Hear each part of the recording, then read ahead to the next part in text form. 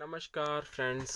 तो अभी department of financial services amendment carried out to pension regulation of bank, इसके regarding जो अभी अपडेट है उसे यहाँ पे डिस्कस करने वाले हैं among all of you. So आप please make sure to subscribe to channel and अगर आप अपने अभी तक चैनल के साथ नहीं बने हैं तो चैनल के साथ जरूर बन जाना for the latest banking pension and related updates के लिए। तो स्टार्ट करते हैं with the exact news that is from mister CN Venugopalan ji.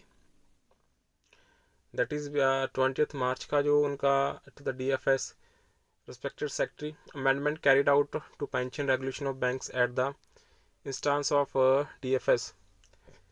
I invite your kind attention to the office memorandum dated 10th of March 2023 of Legislative Department, Ministry of Law and Justice, in response to my representation dated 12th of February on the above captioned regarding the fraudulent amendments carried out by your department to the pension regulation of bank through the BEPR regulation 2017. The legislative department, which examined my representation for 3 weeks, found nothing wrong in my submission and choose to forward it to you for doing the needful wide the aforesaid memorandum, notwithstanding that the amendment in all probability must have been vetted by them also.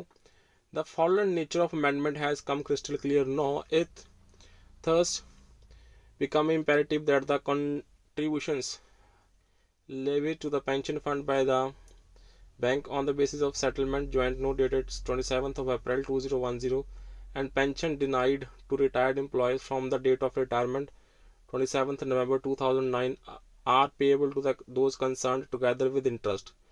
The amended regulation 52(1) also तो ये mandate payment of pension from the date following the date on which the employees retires. So as a matter of fact, the government extract strenuous and tedious work from the bank employees all along while in service for translating all financial policies into reality without compensating them for the work. So then the salaries and retirement benefits are paid out of the profits that are made in the banks.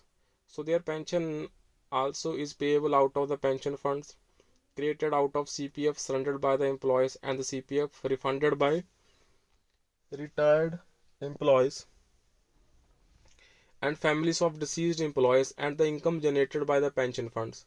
So banks do not have to pay anything out of their revenue account and government also has to practically pay them nothing.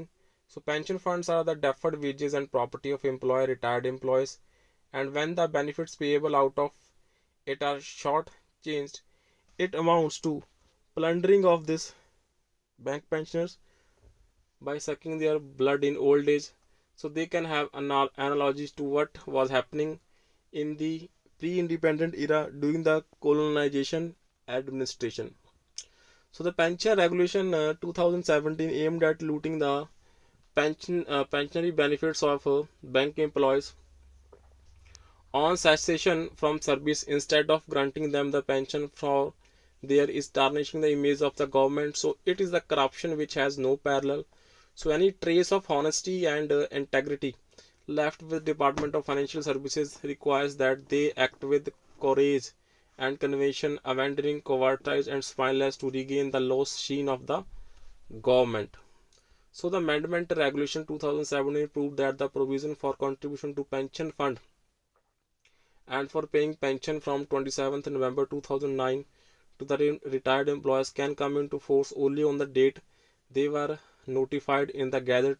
So they are void in law as they are inconsistent with the pension scheme and impermissible to be carried out as amendment to pension regulation wide section 19 and 19(4) of Banking Companies Acquisition and Transfer of Undertaking Act 70 and 80. So please therefore direct banks to refund to the bank pensioners the fraudulent collection made to pension fund and to pay pension from the date of the retirement to 27th November 2009 which was denied to them together with interest. तो ये update है from mister CN Venugopalan ji.